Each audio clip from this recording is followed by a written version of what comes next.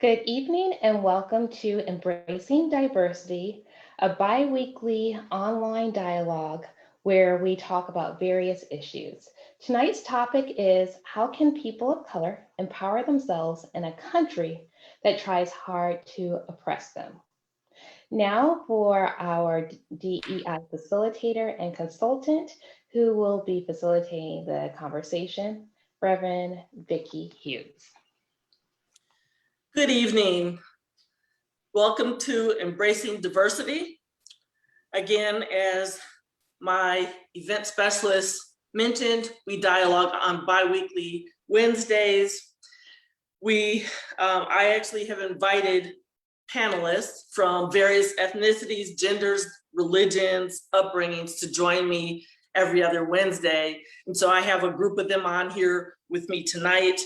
Because of the topic we are going to be talking about people of color, I tried to get people of various ethnicities, but I was unable to get some of the people from some of the ethnicities on tonight. So I think that we're going to do a two-parter. Tonight is the 7th, so then we would come on again on the 21st and have a part 2 of this topic. So I'll try to get some other people on. This is a group of panelists who come on, and we together as a diverse group talk about different things, different topics, current events, various topics relating to diversity, racial reconciliation. And we are a group of everyday people just engaging in what we call critical conversations, hard conversations, difficult conversations. Tonight, we're going to talk about minority groups, race-based groups, and how we can empower ourselves individually and collectively. We, as a country, we as minorities have been discriminated against quite often. We suffer trauma, racial trauma, and various things. And so we want to talk about that tonight. Sometimes we have to empower ourselves if we are on a job where this is happening, or in a church where this is happening, in a school, university. So let's talk. African Americans, Asian Americans, Latina Americans, and Native Americans all experience so much trauma and negativity and racism. Again, this may be a two-part conversation. So tonight, before we get into the meat of the dialogue, I've just mentioned to my panelists that I would love for at least one person, maybe 2 or 3, to just talk about some personal stories of ways that they have been discriminated against on a job or in their churches, in their communities, any story they would like to share with us. And then we'll really talk about how we can empower ourselves when we're going through these racial incidents and other issues. So does anyone want to start? I'll start. My name is Tanya Hughes. I am a graduate of Spelman College, and I attended law school in Buffalo, New York, and I was born in South Carolina and orphaned at an early age because I lost my dad at the age of 5, and my family then relocated to Buffalo. So I had a very stark introduction to stark contrasts of how race was experienced at a very young age. And it was always very prevalent throughout my life in school, in church. I was always very much aware of race. When I moved to Buffalo, New York, my grandmother was a dominant force in my life, and she attended a Catholic church across the street from her home. And so I could sense the differences in race and the way that the worship participants were treated differently, and then going to school, a difference in the way the students were treated.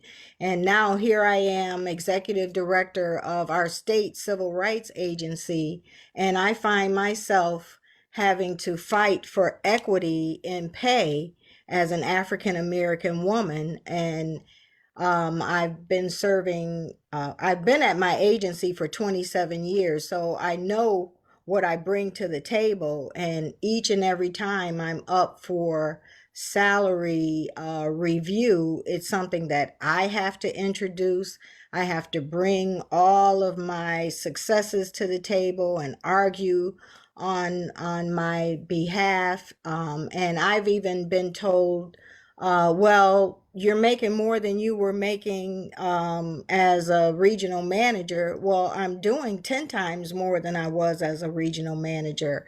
And now we have a bill on the table in Connecticut where it's our equitable pay bill that requires employers to disclose what the salary amounts are, because oftentimes women find themselves competing with themselves. They're not competing with what the uh, average pay is for a comparable man. They're competing with what they were earning before they got in the position.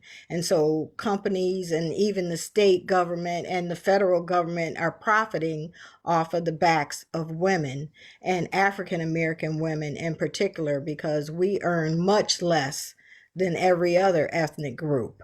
And so that's just a snippet of my experience with discrepancies and disparate treatment due to race.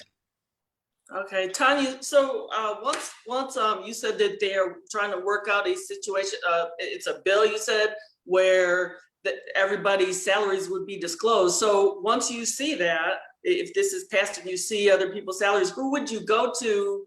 Who is your direct boss? Who would you go to try to get a salary increase? Well, so my position is a little unique. It's comparable to like a commissioner. However, because we're a watchdog agency, I am not appointed by the governor. I'm appointed by a board of commissioners who are appointed by various different legislators to keep it, on level playing field and make certain that there's no politics involved. And so I have to go through so many steps. And even though it's non-political, the people that I have to appeal to are political.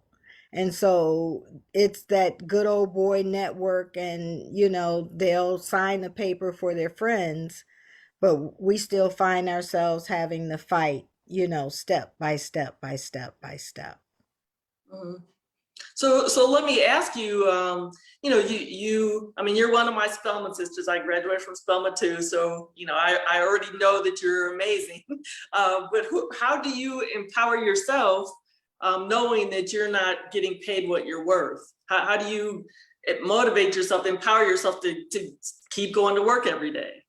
Well, it's part of my mission is to eliminate discrimination for everyone. So it's not a selfish battle. It's one that I'm fighting for myself as well as others. And so I just continue to go on fighting that battle each and every day. And fortunately, I have the strength of a staff behind me who can also do some of the legal research and file some motions and things like that on my behalf. But it's a difficult battle, and you have to hit it at every angle, whether it's legislative, speaking with the governor, different state agency heads, but just speak to anybody and everybody that you can, and that's what we're doing right now.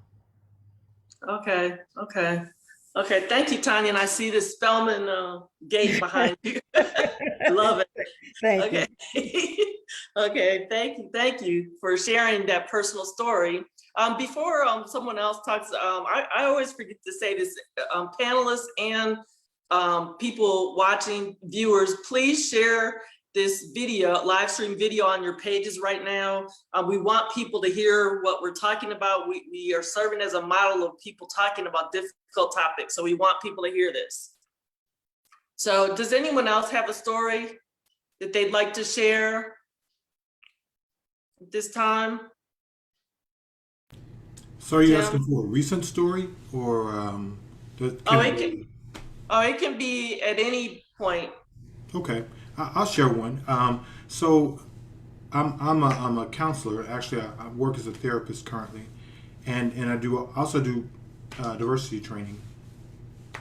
But probably back in the early '90s, 94, 94, 95, somewhere in there. I was working in Texas at a small community college.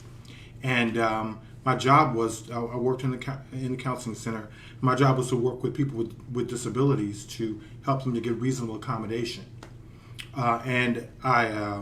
So my job was to identify students who needed assistance, and then to go to professors and the people that work there to teach the classes to actually get the accommodations that they needed. Well, long story short, I had one student of mine who had a hearing disability, and she needed to have the lectures taped that she for each class she was in. So I went to all of her professors and asked, hey, can she bring a recording device to her class, to class with her? And the vast majority of them were okay with it. One of them actually said to me, no, he was, I am not willing to be taped during my classes because I'm concerned that might come back to haunt me later on.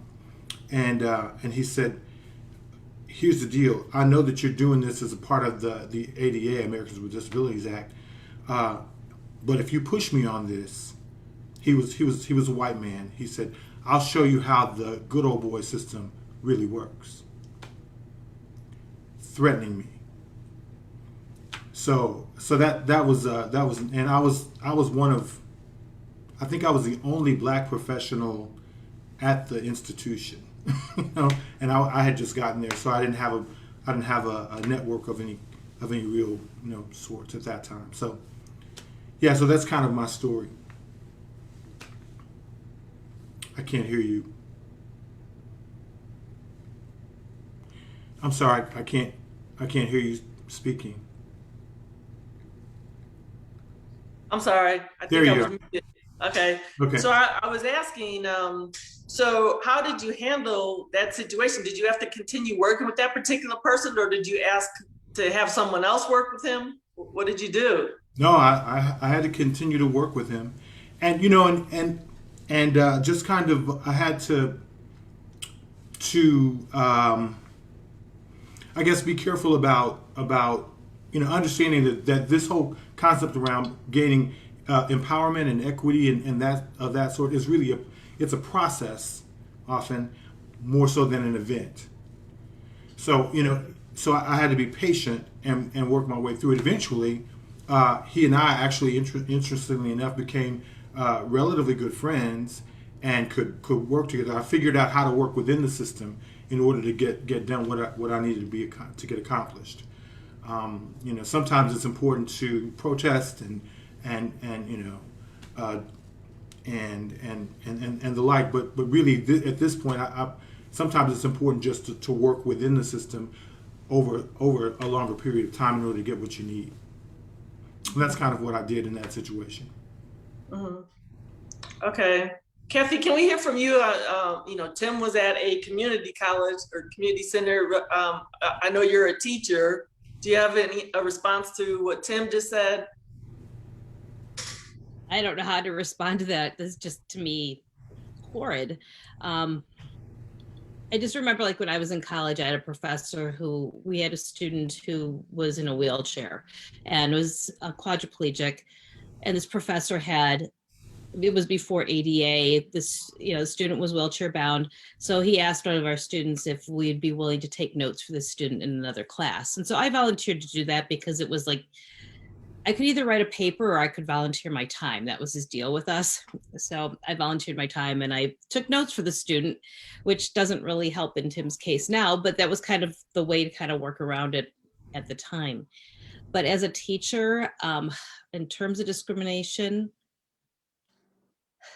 I try in my classrooms not to be discriminatory, and I really feel like I don't, but kids sometimes think you pick on them. And I find that's where it's really hard is I try to treat them the same, but yet sometimes they think, and I don't know how to change that. I guess that's more of a question is I feel like I'm being as fair as I can to everybody, asking questions of everyone, involving everybody. And if somebody's off task, I address the off-taskness, whoever the student is. If they're late, I just got to the point I'd shut the door. Well, I had one little boy who was always late and he felt that I was discriminating against him. And I'm like, class has started and I don't know he was late. And there were other kids that were late too. They all had to go to the office and get passes. But for some reason he thought I was really picking on him. And I felt like I was treating them all the same. So it's really hard sometimes, or I find it challenging because I am feeling like I'm pretty good, but obviously, the student wasn't feeling that and I don't know how to make that change. Mhm. Okay, Mother Evelyn, do you have a response to Kathy? You're muted, Mother Evelyn.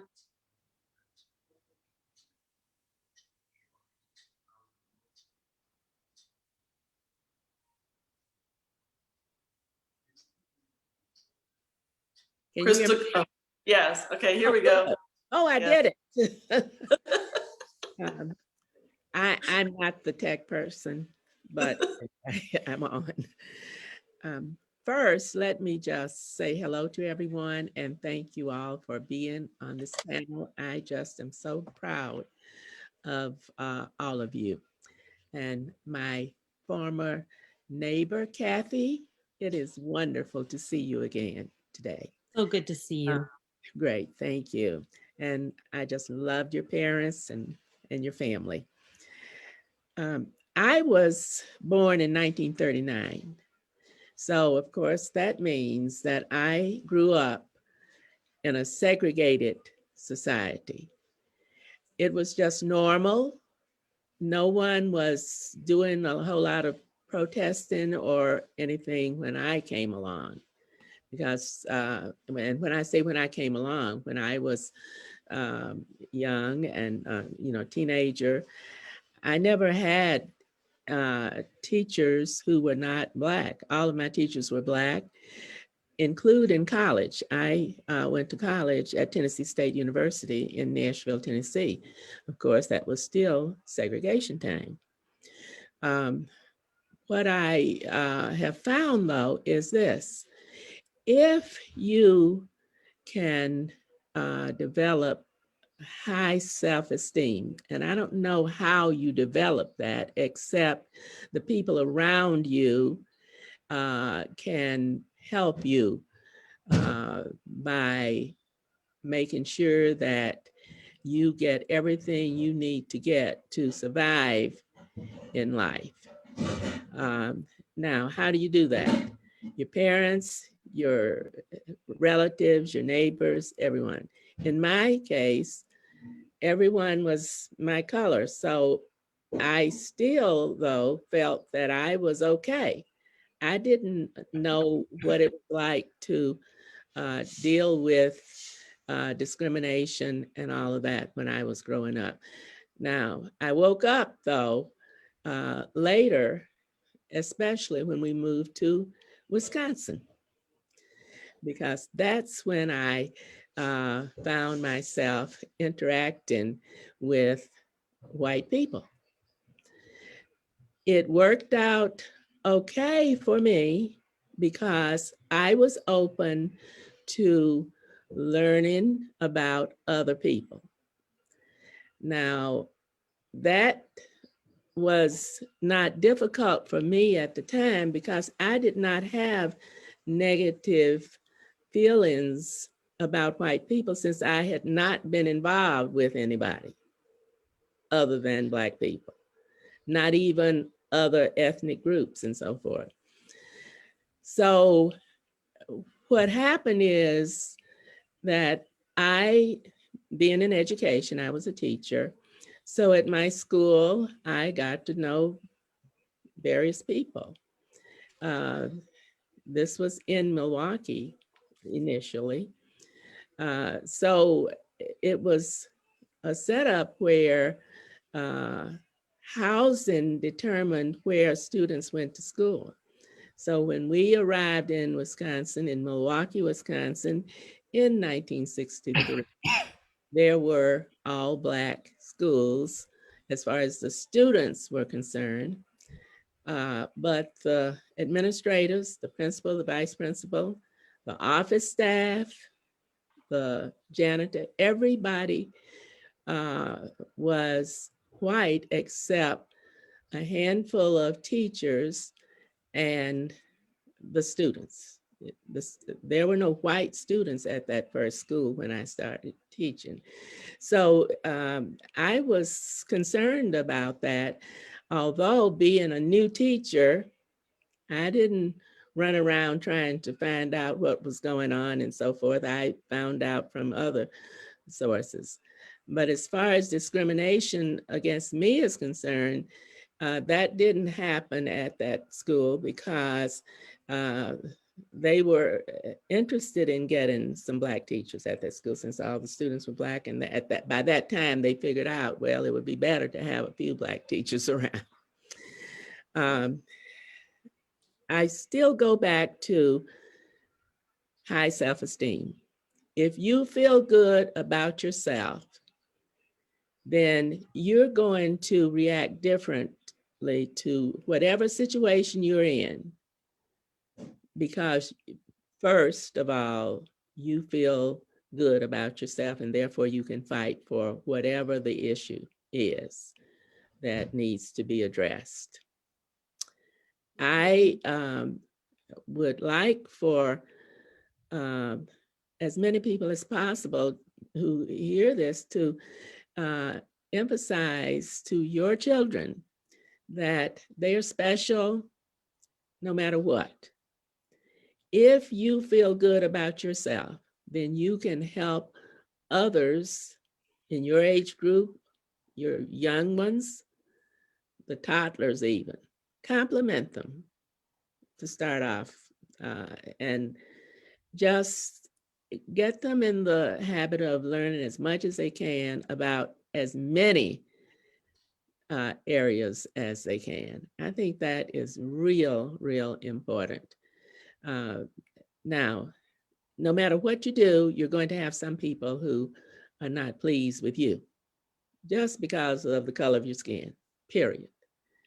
So you will have a battle, but you can handle the battle and improve it for someone coming along behind you if you feel that you can do whatever it takes.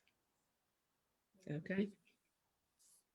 Thank you, Mother Evelyn. I appreciate your story, what you were saying, and also just the fact that you were talking directly to parents, any parents who are viewing, helping them figure out how to empower their children. That was great advice. Thank you so much. Vernon, I want to make sure I call on everybody before it gets back to me. So Vernon, do you have any stories either from childhood or adulthood? Any racial sure. stories? From adulthood, I'm a former IT person or whatever. And one of the positions I had working for a telecom company in North Atlanta was a great position for about, roughly a year and a half. And suddenly we changed managers. Our manager that we had previously was very empowering and, was like, if there was areas you wanted to pursue, write up a justification for the training and I'll see if I can get you the training. And he used to actually keep to his word, but he got disenchanted with the whole, our upper leadership team because he saw the favoritism. And basically, long story short, our new manager was, how can I say it? He was a redneck. How about that? Because he was he actually reminds me of our current governor, Kemp, in terms of his speech and mannerisms and all of that. So first of all, that was what I was dealing with intellectually. And he actually we'd have one-on-ones And he would be like, well, you're doing this and blah, blah, blah, and you're not meeting the standards. It's like, wait a minute. How is it that I've been meeting the standards for a year and a half and you come in here all of a sudden? And I told him to his face, I was like, I've actually got more IT experience than you. So you're the leader because your buddies are in charge. And of course, I knew I was done then. So literally everything he could do to harass me, to pick at me, and he even said little snide racist things in team meetings. And it's like, oh, okay, you think we're gonna put up, and there were only myself and a Black female on our team at the time. So at one point she went out and she started documenting everything, but she actually went out on a medical leave. And I'm a migraine sufferer for life. And unfortunately, I think the stress and everything, I started having migraines on a regular basis. So my doctor took me out. But then the company tried to strong arm me to come back to work at a certain date, a certain time. And I'm like, okay, can't do it. You've got paperwork from my doctor. So then what they decided to do was actually send me to their doctor. Wonderful. Okay. It's like, I'm a person with a documented history of migraines, et cetera, so on and so forth. And basically what ended up happening, long story short, this particular doctor, he basically almost said word for word what my doctor said in terms of the causes and the effects and the level of stress on the job in terms of me having migraines. So basically, I basically got a ruling with corporate HR, and they invoked Americans, the ADA, and said, okay, if Vernon says he's having a migraine, if Vernon doesn't feel good and says he's having a migraine, you can't do anything. You can't touch him. And I just sort of kind of chuckled, but I knew they were after me. But one of the things I did, I volunteered for stuff with some of the other teams to sort of mitigate any kind of attitude that folks would have in terms of, oh, he doesn't want to work, he don't want to do. So yeah, I want to work. I'd be up, when they would do major moves or major server migrations, things like that. I was the only one on my team. It's like, okay, Saturday at 6 p.m. We starting Saturday at 6 p.m. We'll be finished maybe 3 or 4 in the morning. I'd be right there with the network team, learning and asking questions and that kind of thing, to sort of bolster my case, and that was my proactive way of sort of dealing with what my supervisor was trying to do and what ended up actually happening to him because he had 2 complaints against him. They didn't fire him, but they actually moved him from being over our team. And of course, he found a plum job somewhere else on another team. But it's like, hey, got him out of our hair. And for the year and a half that I stayed there afterwards, it was it was decent.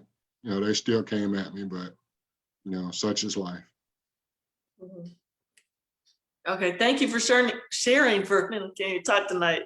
Thank you all for contributing. I see Dr. Patrick Graham has joined us.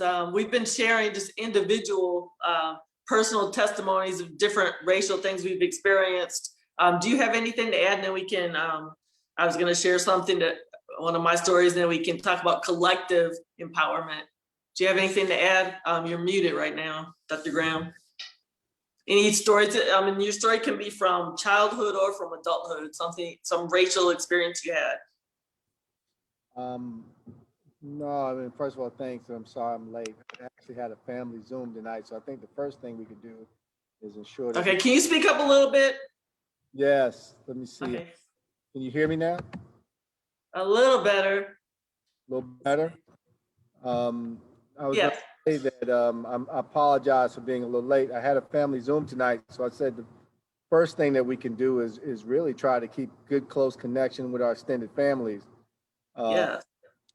within the Black community. I think that's still a very important tactic of survival. Only thing I'll just add, just really quickly, is that I have 20 plus years experience as a executive in the social sector and in equity issues. And no matter how much experience I've had, I've always noticed, unlike many others, you have to constantly reprove yourself when you walk in a room. So I think that just overall, because I don't want to hold up the conversation since you've already been having it, is really just that whole notion that we always have to be a touch better than others. And even then, with the experience, credentials, you often find yourself having to reprove yourself time and time again, no matter your past success. Okay. Those are great points. Dr. Rem, I want to make sure, I know you just got on, but I definitely want you to connect with Attorney Tanya Hughes, who's on tonight. She is the head of a civil rights agency in Connecticut. So I hope you all network and connect after this panel discussion. Before we talk about collective empowerment, and I wanted to cover a lot of different areas like education, voting process, police brutality, housing, employment, religion, and churches, if we could talk about those things. But I just wanted to quickly mention, some of you all have shared stories, and I just wanted to mention something that happened to me. You all, most people know I live in Knoxville, Tennessee, but I moved here for a chaplain residency that went on for a year. And, I experienced some things that I'd never experienced before. I've talked about this some, throughout the times that we have dialogued since last June, but, I experienced something called blind spot racism here. Sometimes it was blatant, but sometimes it was blind spot racism where the people didn't even realize they were doing it. I was one of 5 chaplain residents for a year, and I was one of 3 women of the 5 of us, but I was the only minority. I was a Black woman. There were 2 white women and 2 white males. And, those of y'all who know me, and for those who don't, I'm an extremely hard worker. And, so I worked really hard during this residency, and I noticed that I was always being treated differently.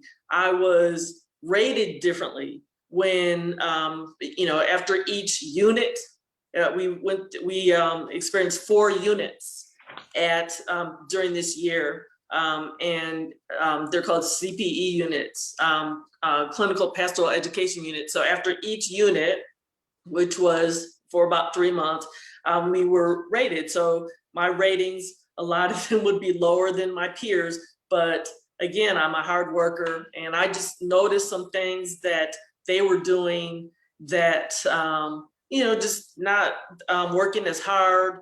I think it was more about privilege. They knew that even if they didn't work hard, they were still gonna, be acknowledged and rated higher and everything. So this went on for a whole year. And I just had, when I think about empowerment, I had to empower myself because I didn't really know a lot of people in Knoxville.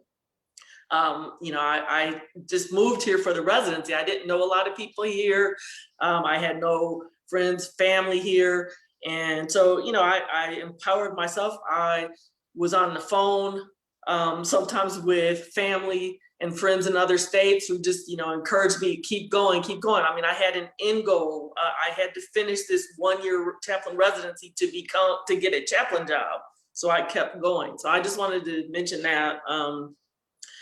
Sometimes we are rated even if we work harder than our peers, a lot of times we still get rated lower. We don't, Tanya mentioned that, her pay is not where it should be. So we experience quite a bit. So it's about 10 minutes after 9. Let's shift gears and kind of, brainstorm together and really talk about collective empowerment. And again, viewers, so tonight we have, let's see, I think I have 5.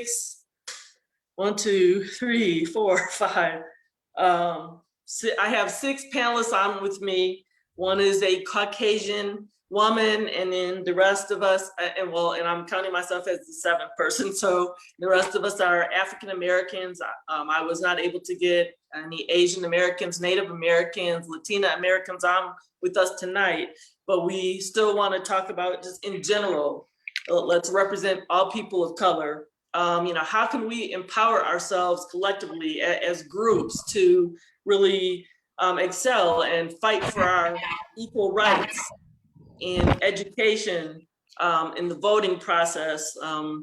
We all know what happened in Georgia, where voting suppression is, they're really passing bills to try to prevent minorities from voting. Let's talk about these things. Whoever wants to start can start. So, Vicki, I was kind of touched by Kathy's question. She wanted to know, she's exhibiting, fairness and colorblind policies to all of her students, and yet she still feels like she's being almost accused of being discriminatory. If am I correct, Kathy? Yeah, from that one student, he always seemed to think I was discriminating against him. And I'm like, and he is the only person of color in my class. And so that's really hard, but I really felt like I was trying. So I'm looking forward to your information. So, colorblind policies are good, but I think sometimes we have to get to the root of the problem. And if a child is experiencing chronic tardiness, rather than ostracize him because of the tardiness, which is probably something that he doesn't even have any control over.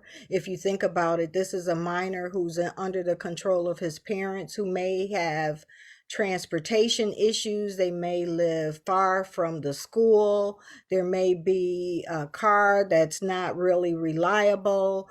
We don't know what the situation is. And it may just be that the kid is just being flippant and being late every day. But unless you get to the root of that problem, it's hard to really address it. And I think my recommendation would be to take the child aside and say that you're interested in his success, because I think that's what he's feeling, is that you're singling out the bad, but you're not really interested in helping him succeed. So rather than focusing on the tardiness, focus on why he's tardy. What is it that's causing you to be late every day? I can remember when I first moved to Buffalo, New York, they were in the midst of busing the students, and kids were being bused all over the city. And I had one teacher, the first class period, our bus was always late. And whenever we came in, the teacher would always get on us about being late for something that we had no control over, which is really the crux of the problem with racism, that people are being mistreated or being discriminated against for things that they have no control over. They're being treated differently because of the color of their skin. These are immutable characteristics that they have no control over. And so if we could probably humanize the child and try to find out the root of the problem, I think you might be able to get him to understand why timeliness is important to you, and why maybe coming in late is disruptive to the class, because maybe he doesn't know. I used to do adjunct teaching at a community college, and I had a group of students that would come in loud and unruly every day. And I don't think that they were trying to be disruptive. I think they just didn't know any better. And so, I would just talk to them, listen, let's make a contract with each other. I'll always be prepared for class. I need you to always be prepared as well. If you're going to be late, could you please be respectful of the other students who were here on time, not to disrupt the class? Maybe no one's told them that when you come in late and you're disruptive, it makes me have to start all over. So I would just start there. Thank you, Tanya. Kathy, do you have a response? Well, I appreciate that. He was coming from another class where he was just, I know he was kind of in the hall dancing around and playing with friends. And I had pulled him aside individually a number of times to talk to him. And maybe he didn't want to be in the class. I don't know, but it was a class of, I taught family consumer sciences. So most of the kids wanted to be there because they could eat. And, they're learning to cook, but they wanted to eat. And so I think it was, and sometimes it's personality. I mean, I usually try to get to know the students and have a good relationship and rapport so I can talk to them. And that's like a key for me, is to have a relationship, because and after that I had a number of children of variety of backgrounds, in other classes. I just don't recall as many in his particular class, but usually I had people from like all over the world in my classes. And so it was, and sometimes you just have a personality conflict with somebody too. And, and I don't know if that's exactly what it is. You try to talk to them and work things out, and no matter what you did, it was like wrong. But, I appreciate your other comments, though, and thoughts, because, yes, it's easy to jump to conclusions sometimes that you shouldn't, Right. Thank you.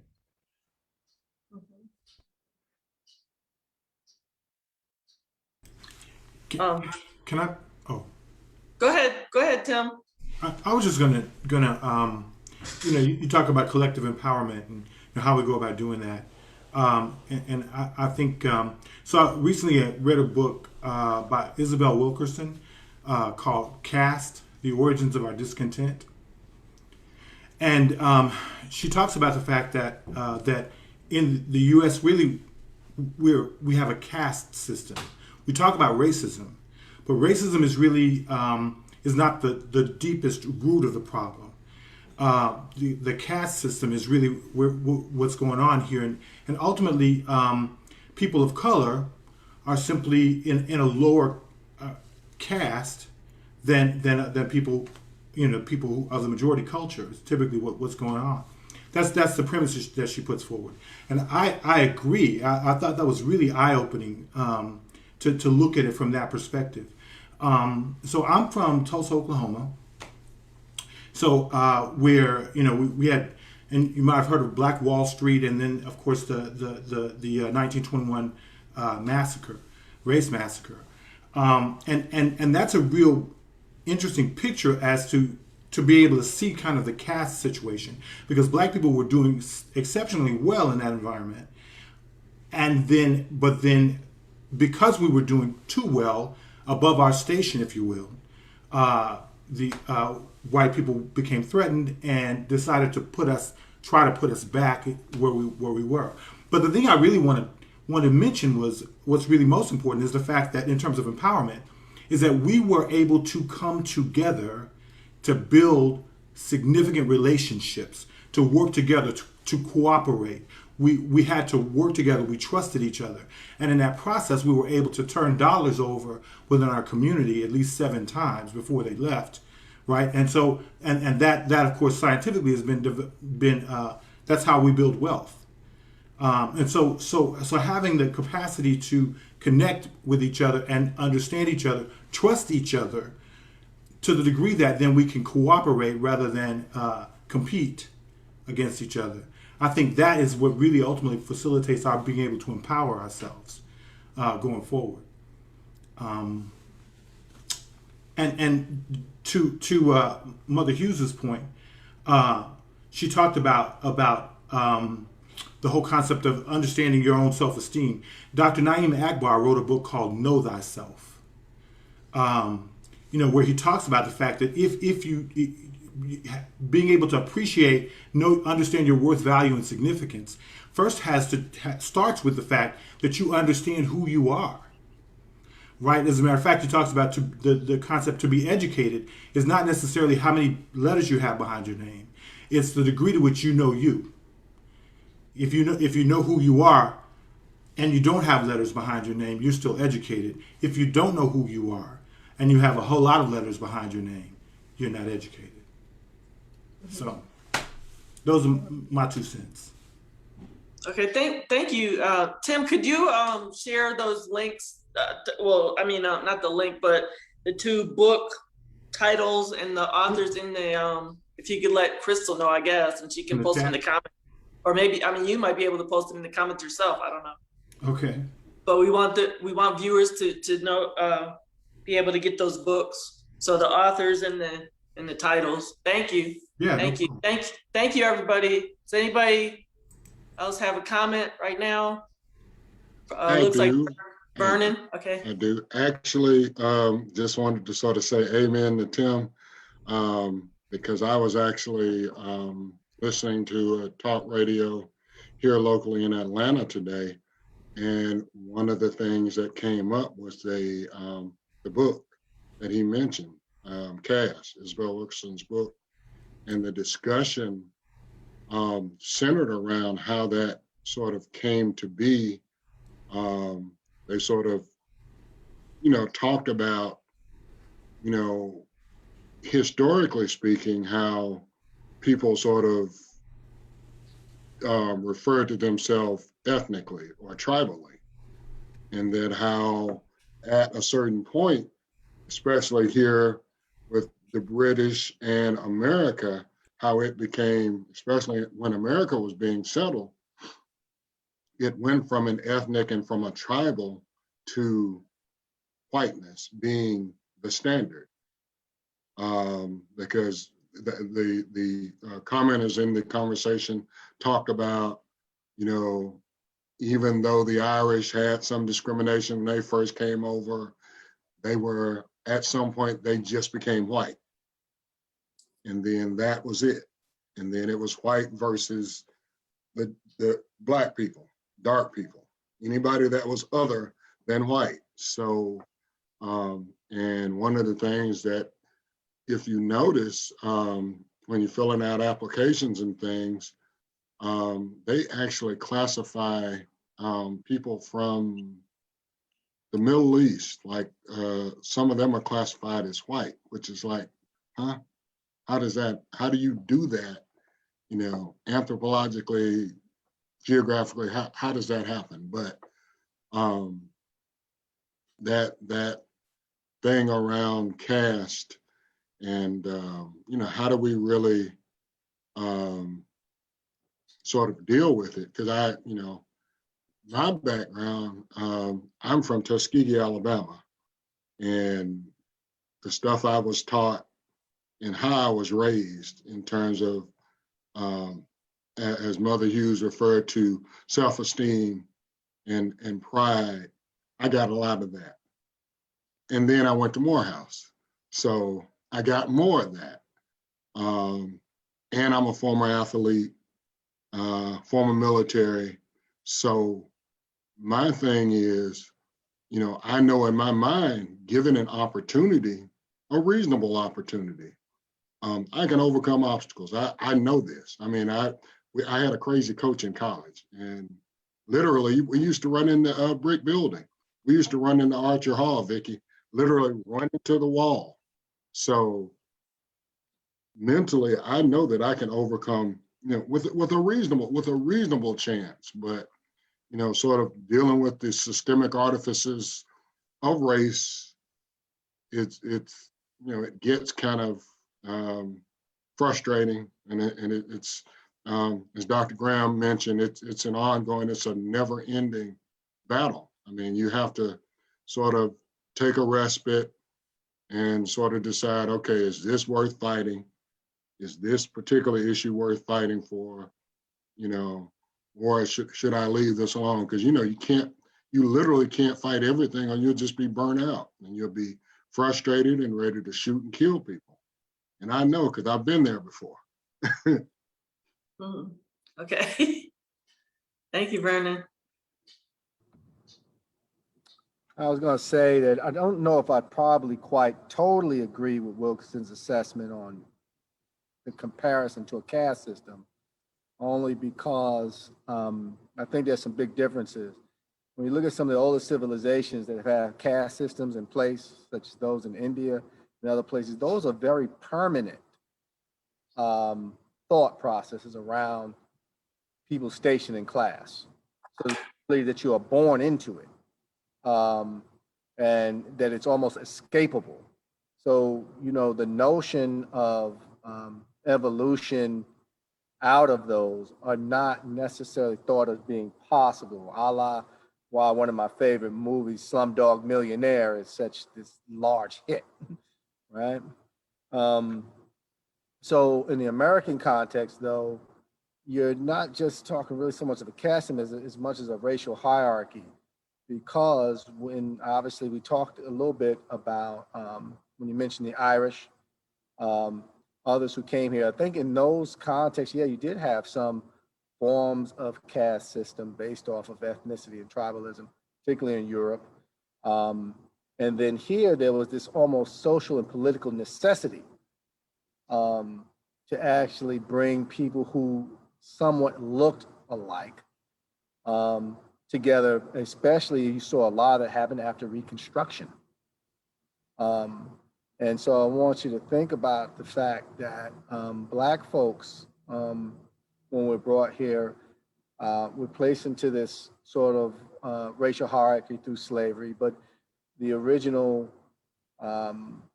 founders of this country, you know, really looked at white men, for example, landowners, as part of a selected caste, but it wasn't one in which they didn't see the ability of people to climb into it, just not Black people at that time.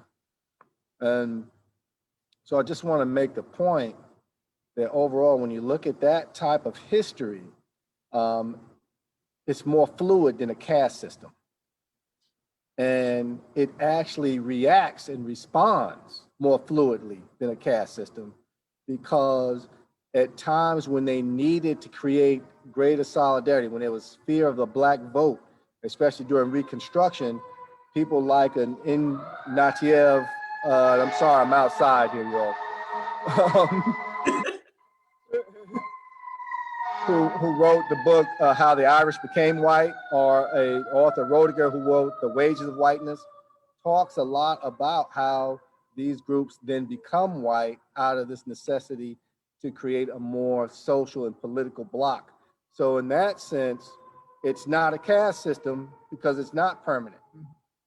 It is fluid, but we create it based off of our desire and need. So these are wants. We want to suppress certain groups. We want to exclude certain groups, not just because they were born into it, but there's also a political, economic, and social need to do so that is really a lot of what racism is about. Can I ask a question? I mean, I hear where you're coming from, Dr. Rem. My question though is that it seems like it is not a caste system for people whose skin color will allow them to be classified as white. Yes, but for those of us who are not able to be classified as, like, nobody's gonna mistake me for being white. Then it seems like it is a relatively inescapable system, which is, I think, what we're seeing when we see Black men, stretched out on the street and literally killed in front of us, and nothing actually gets done about it. There is no actual, nobody gets, convicted of the crime. Yeah, as Reverend Dr. Noah just spoke on this today, actually, on Rolling Out.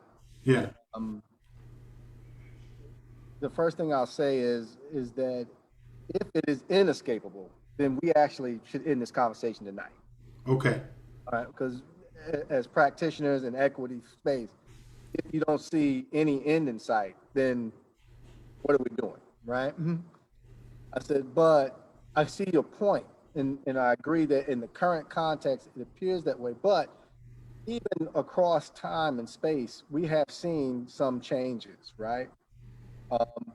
I can't say that the work of a, um, a Martin Luther King, I can't say that the works of, you know, those that preceded him, Frederick Douglass and others, right, haven't at some point moved the needle or called into question, right, this notion of democracy and what it means for all people. So in that sense, what's different is that in most caste systems, there is not even this notion of democracy that's there that sort of really challenges this notion of racism and caste that we see today, right? Now, I agree with you totally that in this current state, that it is harder to be in black skin because you're actually so visible. What's interesting though about race, when you base any system on race, whether you want to call it a caste, whether you want to call it racial hierarchy, is that even it is fluid because it changes from place to place. Right now, the fastest growing population is of mixed racial and ethnic background. Can you imagine now the struggles that this system has with how you're defining people? We've actually seen the census open up now, right, in different ways to defining people because there is actually movement. So while I agree with you that in this current state, it is a difficult one, not an impossible one. And that's why we're here. And so I think at the end of the day, the reason I only buy partially into the notion of the caste system is because I don't view this as a permanent state. It may not be fully resolved in my lifetime, but I do not view it as a permanent state. I mean, I think we can agree that you say potato, I say potato. I think maybe on some level there's some semantics happening, and I agree. I don't want to present as that this is impossible. That we can't move beyond it. It's inflexible at all. But I do believe though that in terms of empowering ourselves, it really requires that we come together and figure out together how we move forward. That's I think the primary way that we empower ourselves, and which again comes back to our capacity to cooperate with each other and to trust each other. The hardest thing to overcome it with this too is really a very ambivalent one, because part of that is that we've suggested the answer is full integration, right? Yet at the same time, right, we're trying to seek this notion of empowerment of community. And so it's almost like I asked someone, living in Charlotte, I said, can you identify for me the top 3 Black middle-class neighborhoods? And the whole room gets frozen. Because what had happened is that those that did make it actually want to integrate it into other neighborhoods, unlike what they did pre 1968, before the Housing Act is passed, is that they actually did create these enclaves, just like any other group did. And so I think that part of what also is here, it's this notion of meritocracy, of integration, and how we balance those when you talk about self-empowerment within communities. And obviously we could talk about supporting Black businesses and all of these things. But part of it is too, we have to stop buying into a notion, because within integration, unfortunately, is this thought that somehow still in the hierarchy of things that white is better. And it doesn't mean that that's actually accurate in terms of why we should integrate. It just means that it's a principle that's sort of embedded inside of it. It's almost like when busing happens early on after our experiment with desegregation, we start busing, right, Black kids into white institutions. And many, and actually then start to fire Black teachers, right? And part of that reason is that built into our notion of that white was better. And so I'm not saying that we do that consciously, but subconsciously, it's still part of that thought process that we have to get past. Absolutely. Another book, just and I'll let other people talk. But another book, Breaking the Chains of Psychological Slavery, Dr. Naeem Akbar, and he kind of speaks, Dr. Graham, to that point that we assume that if it's Black, it's less than, it's inferior, because we've been taught that. That's what we've been taught, and Lincoln, with the Emancipation Proclamation, freed us legally, right? But enslavement was really a psychological process, and many of us walk around free legally, but enslaved mentally. Okay, thank you, everybody. It's about 9:35. I wanted to switch gears for a while. So we have, I've been thinking a lot about the Derek Chauvin trial, and, I'm 57 and a half years old. I know the history in this country. I'm already anticipating an acquittal for this man who killed a Black man. And we all saw it. If we've watched the video, in broad daylight, he murdered this Black male. So again, I'm thinking of acquittal. So I want to, if we could shift gears and just, I actually want to hear from the women first. How can we empower Black males? Their time after time, again, we hear, the world, the country seems to send this message: Black males don't really matter, their lives don't matter. So how can we empower them as women, whether we're Black, white, any ethnicity? How can we empower Black males? Mother Evelyn, do you want to start? You're muted. You Here hear me we now? are. Okay. Yes. Well, I was thinking about that when you mentioned the trial. I really don't think that he's going to be acquitted with all of our eyes having been on the murder. So hopefully that will be the case, because I fear for this country in terms of what will happen after an acquittal would take place. But back to the Black male, I think what we have at this point is a situation where many of the young Black students and young men have a feeling that they don't have a front seat at the table. And part of that has happened over a period of time.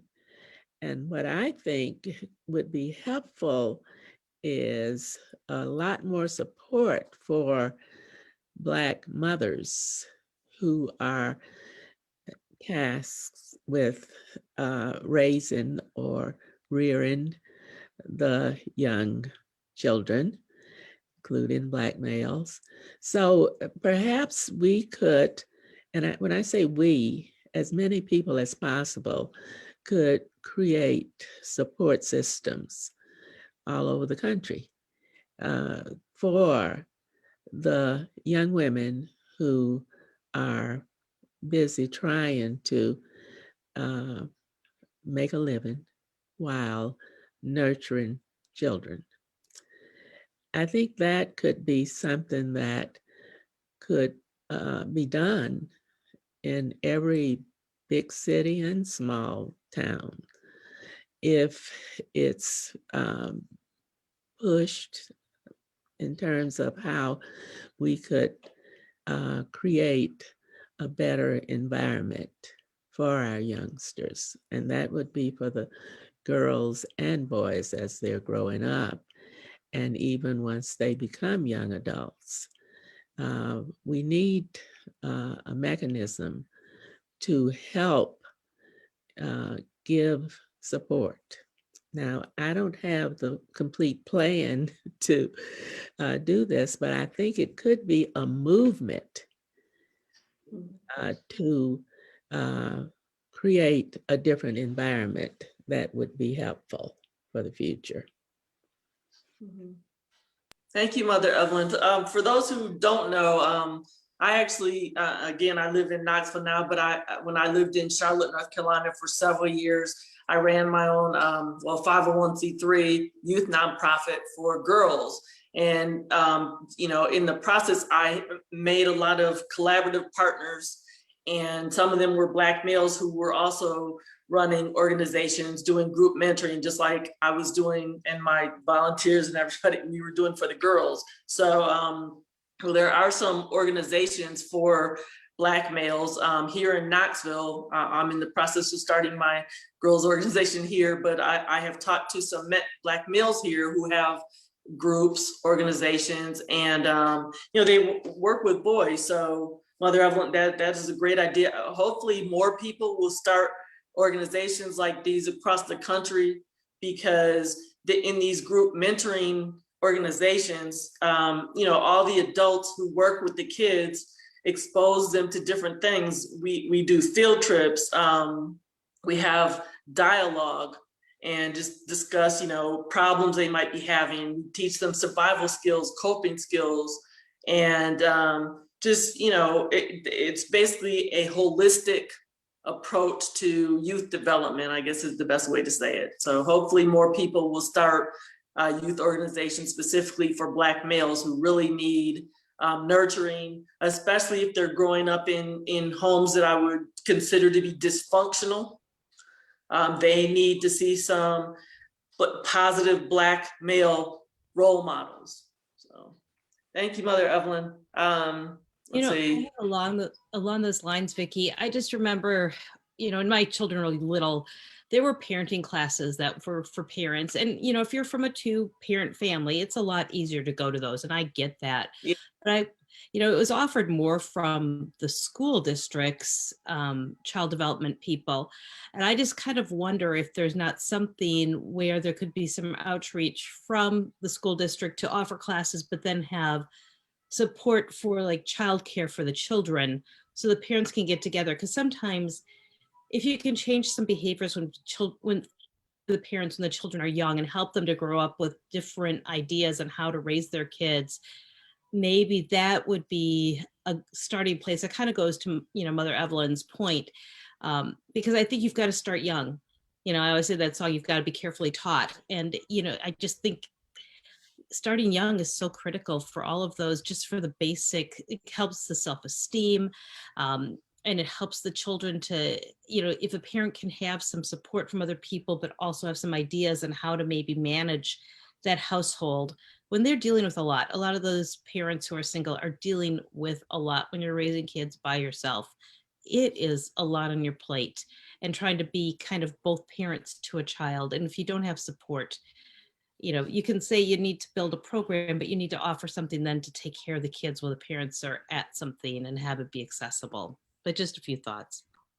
Yes, thank you, Kathy. Tanya, you go Yeah, next. I think those are all excellent ideas. And just piggybacking off of what Mother Evelyn said about building up the self-esteem and making certain that the young men know that they're enough and that they're worthy and that they're capable is so important. One thing that we've recently done here in Connecticut is established a HBCU network, and the network is about exposing the young people to the possibilities of attending HBCUs, because just based on the representation here in this call, HBCUs account for a large population of the successful blacks in our community. And I mean, I would say 75% of all black PhDs and 50% of black business executives and engineers and judges, etc. So, you know, if we get that HBCU network together that can help them fill out applications, talk about how to build up your education and network with people who can give you the answers and help you lead you to the right places. We had a call today with a group of students of all races. There were a lot of biracial kids and their parents there. As a matter of fact, there was one Caucasian father there who's raising biracial children who, you know, wanted to know how to expose the kids to, you know, the HBCUs and what the benefit is. And then there was a biracial young lady who was on the call who was able to give her experiences. And so it's just really good for the kids to be there and know they can ask questions in a safe environment and no question is a dumb question, you know. So, you know, just networking is so important. Mhm. I agree. Thank you, Tanya. So let's see. So we have 3 Black males on tonight, adult Black males. So Vernon is a graduate of Morehouse College. Dr. Patrick Graham is a graduate of Johnson C. Smith University, or college, I think, right? Johnson C. Smith. And Tim, I'm not sure, did you tell us where you graduated from? Did you go to an HBCU, a Black college, or I can't remember. I did not. My master's degree is from the University of North Texas, and my bachelor's degree is from the University of Oklahoma. Okay. So let me start with you because I want all 3 Black males to talk about, you know, collective empowerment, individual collective empowerment. But let me start with you. So at your undergrad school, University of Oklahoma, was there a Black student union or somewhere where you had got some support from other and just a camaraderie with other Black students there? Oh, What absolutely. was the population of Black students? Absolutely. The population of Black students I don't know exactly. You know, I was a student myself at the time, one of the places I got a lot of support was through a TRIO program that was designed. I don't know if you're familiar with them, but it was a federally funded program that's designed actually to help first generation college students. The vast majority of us who were in the TRIO program were Black, Okay. or people of color. So. They served sort of as a, you know, support and a network for us. No, I didn't get a chance to attend an HBCU. My wife did. She went to Howard, but Okay. yeah, but that was always something I wanted to do, but didn't get an opportunity to. Mm-hmm. Okay. Okay. Thank you. Sure. I had to go to an HBCU. I grew up in a suburb of Milwaukee, Wisconsin, predominantly white environment. I was determined to get to a Black college. I really needed that. Yeah, that's awesome. Okay. Vernon, and then I'll let Dr. Graham, Patrick go last. Vernon.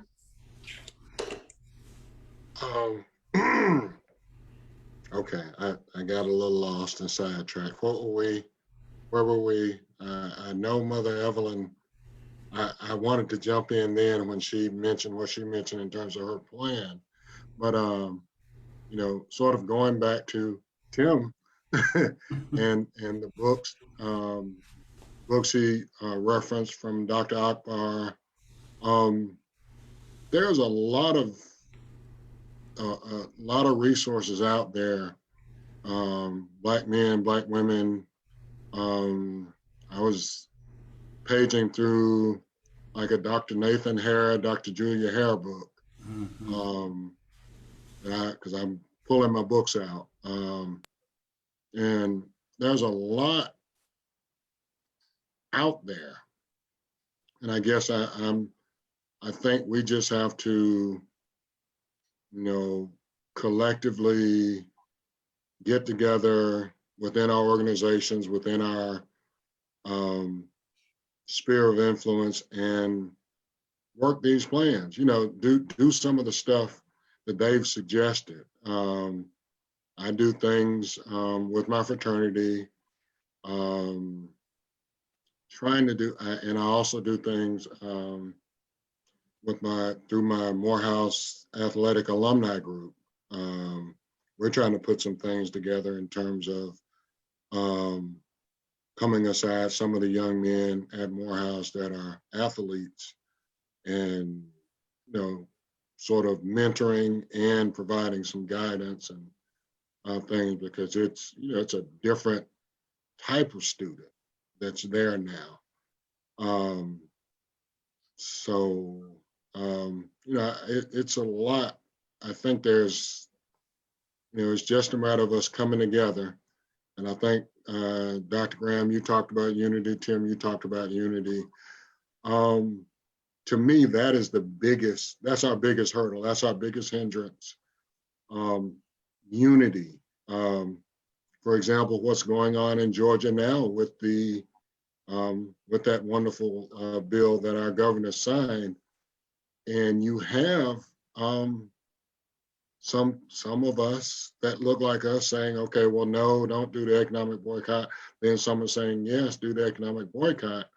And that fracture could, end up hurting, the end game or the goal of getting rid of that legislation, or doing the things that whatever we can do to mitigate that legislation, short of Congress getting through, was it HR 1, the bill they're trying to pass, the John Lewis bill, because, and at this point, nationally, unless, and I'm hoping that maybe President Biden will find a way to go ahead and pack the Supreme Court. Because when they got rid of the pre-clearance section of voting rights act, that is what loosed this monster. That is what loosed this whole voter fraud ridiculousness that my governor is doing, and I think Texas is also sort of following suit and trying to do similar legislation. And it's unfortunate because, number one, in order to fight it, it's all of us, it's our taxpayer money. And that's ridiculous. Why should I have to pay for this kind of idiocy? Because my leadership does not seem to want to be fair. And I'm gonna say this and quit, because the Governor Kemp that did this thing, Governor Kemp actually was Secretary of State when he ran for governor, and he also did voter suppression, and they purged, I think, like 200,000 or 300,000 people from the voter rolls during the year he actually ran. So he's all along been trying to stack the deck, and even though after the election, after Trump lost, and after he certified and said there was no widespread voter fraud, the big lie after our Secretary of State, echoed the same thing. Now they're trying to have it, both ways and say, well, we got to prevent the voter fraud. And it's like, really? So. Okay, thank you for sharing, Vernon. Let's see. Okay, Dr. Graham. No, I think it's all good points. I think systemically, though, when you look at issues of economic mobility, for example, number one factor in economic mobility is still family structure. And so I lead the city of Richmond's wealth building and anti-poverty efforts, along with some racial equity efforts. And the one thing that I have noticed when you talk about Black men in particular is, one, we have not acknowledged the intersectionality of Black men and the way that impacts them. So, if you take something like Kimberly Crenshaw's notion of intersectionality, we've mainly applied it to Black women, but we haven't applied it to Black men in a way that makes us understand that, first of all, they're not really the greatest beneficiaries of patriarchy itself. That Black men don't have a full pass into patriarchy. So therefore, we don't wield the same power that we normally associate with patriarchy. So that's one. I think too, from a system standpoint, anything that doesn't attempt to reconcile families either in partnership, doesn't mean that they have to always be together, but at least in partnership around the development of children, actually to me is a failure. I think we often focus on single parents, but not necessarily on policies that actually create more of unified efforts between parents to include Black males. So part of that, and I know this doesn't always fit today's gender politics, is that we will have to change the ways that we actually implement our custody and court systems. We have to actually look at how we implement child support systems. We have to ensure, like one of the policies that I've had here is that we have a mayor's guaranteed income program, which is becoming more popular across the nation. And one of the things that made us different is that they gave money in most of these cases to custodial parents. And I said, you should do that. I said, because you do have many women that need supported, since the majority of these are women. I said, but on the other hand, what I also wanted to see is that you provided some of the same support to non-custodial parents who at the time were responsible for providing support. And so we became the only location now across the country that actually is now going to be doing that. And I felt that that was important. So when I talk about unify, I'm talking about even workforce development programs that normally target women in TANF need to also target the fathers because most of the time they came from the same communities and were facing the same economic challenges. And so therefore, for someone to feel some worth, we had to also instill in them not just a work ethic, but a skill that they could help provide for their families. So ultimately, what I would say is that we have to really look at this holistically. I don't think that the Black community in particular, and I'll end it with this, can enter into some of the same sort of gender dialogue and conversations in the same way that we've seen in mainstream society. We're just not in the same space. And I'll just leave it statistically, we have the closest parity in unemployment between women and men in the Black community than any other community. The same parity in wages, actually, when you talk about working the same jobs than any other community. As a matter of fact, women are exceeding men in some cases, and that's not in itself a bad thing, but what it does, it indicates that systemically there's something happening in Black communities that's not necessarily happening in others.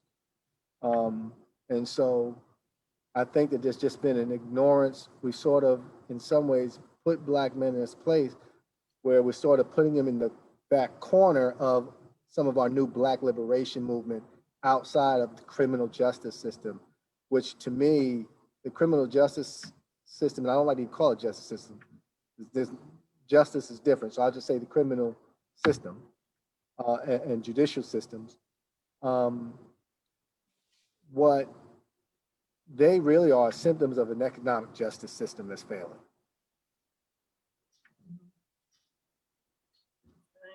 Thank you, Dr. Graham. Let's see, does anybody have a response to anything that you've heard thus far? It's almost 10 o'clock, so we're winding down here. Does anybody have any comments to what Dr. Graham just said, or does anybody have any closing comments?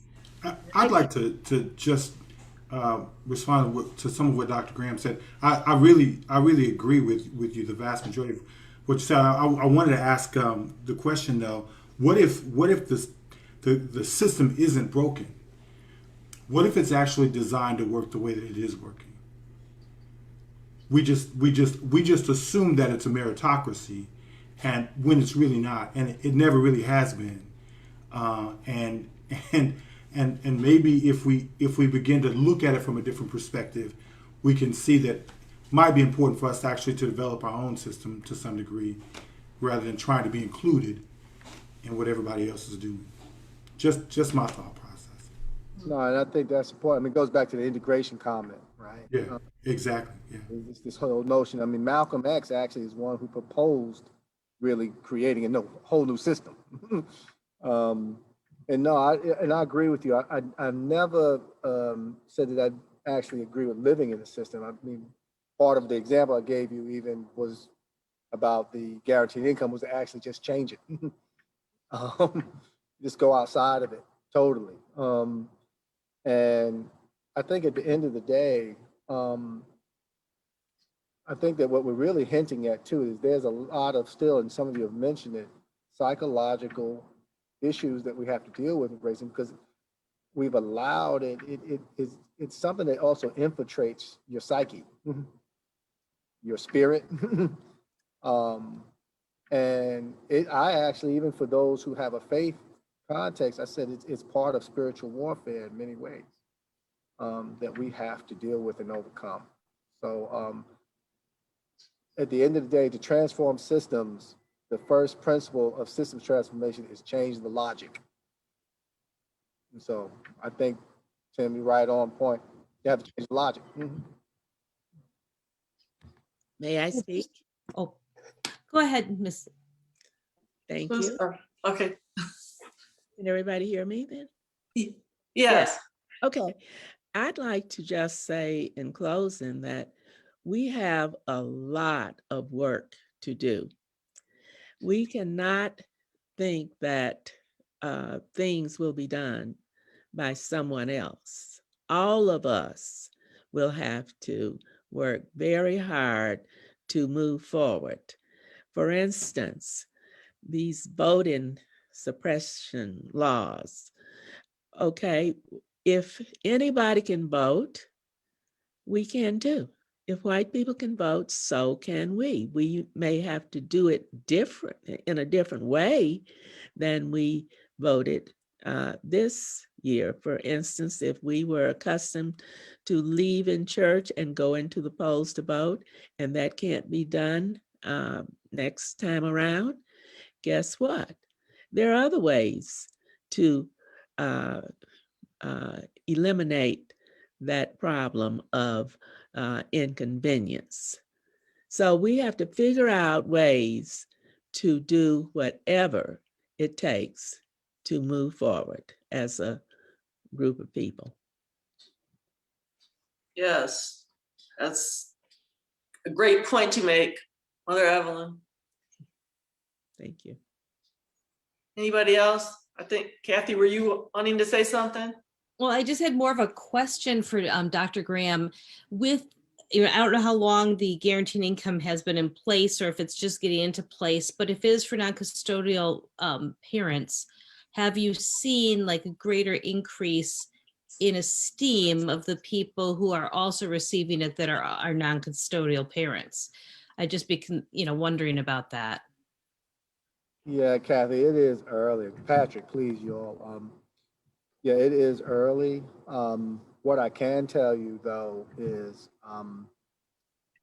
what we have seen in cases where you have non-custodial, even with custodial parents, is that they are using them in ways that actually help enhance the opportunities for children.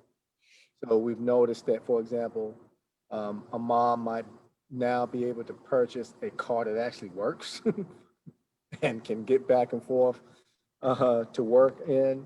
We've noticed that a dad actually is being able to catch up on some child support, as well as because they have some income that's coming in. A lot of them go into training programs where they couldn't or didn't have the availability to do that before because they were too worried about, you know, how am I going to actually keep a roof over my head?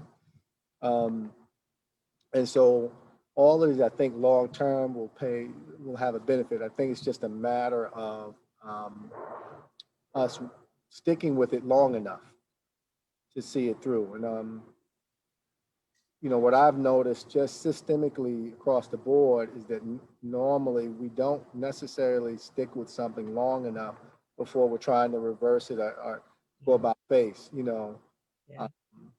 many things that we're talking about now. I look at even civil rights legislation we passed in the 60s, just to use an example tied to it, you know, almost instantly there's this trying to turn back the clock on it before it can even take hold. And I think this is one of those cases where what I'm now advocating for is keep this in place long enough, right? So that we can actually see if it works, so that we can really see what the results are. We've wasted money on things a lot worse. Well, and I think you could hopefully work yourself out of the problem. You know, if people can get better incomes and better support, and it does add to their self-esteem, I would think, because now I can afford to take care of my kids a little better, and I can afford to get that car, I can afford to go to school, and I can better myself. And I just think all of that makes you better as a person.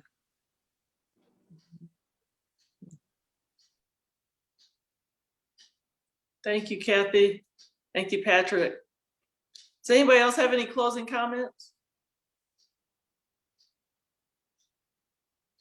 Just want to ask a question. And I don't know if anybody's been watching the news, but Evanston, Illinois recently instituted they're initiating a reparations plan where they're actually trying to give money to Black people for housing. And just asking, you know, what do people, anybody on the panel got an opinion? They're still fleshing out the details in terms of how they're going to distribute the funds, but I think it's supposed to come off of a 3% tax on legal cannabis. So in terms of solutions, you know, tangible, practical solutions, okay, legal cannabis, tax, okay.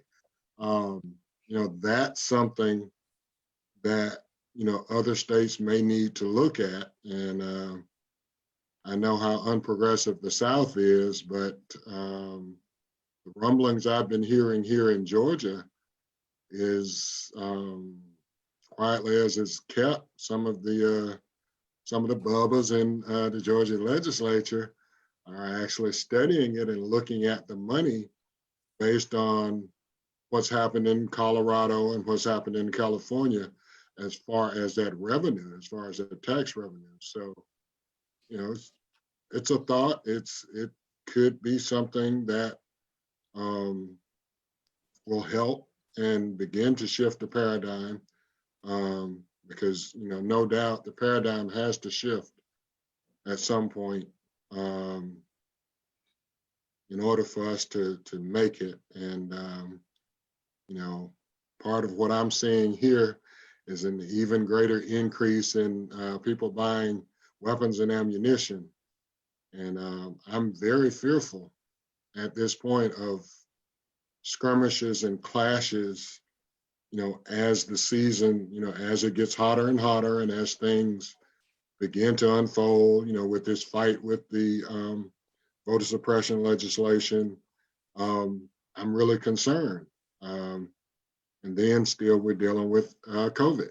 But, you know, it's, you know, so, and as you made reference, Dr. Graham, spiritually, we definitely got to be there spiritually. We got to think beyond the physical manifestation of all this and just how really deep this is. It is spiritual warfare. It's, you know, no doubt.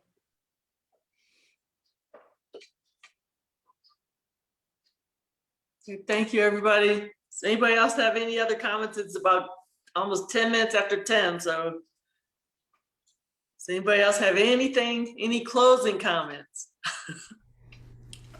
I just want to thank you for hosting the conversation and allowing us this forum. It's been really, really enlightening.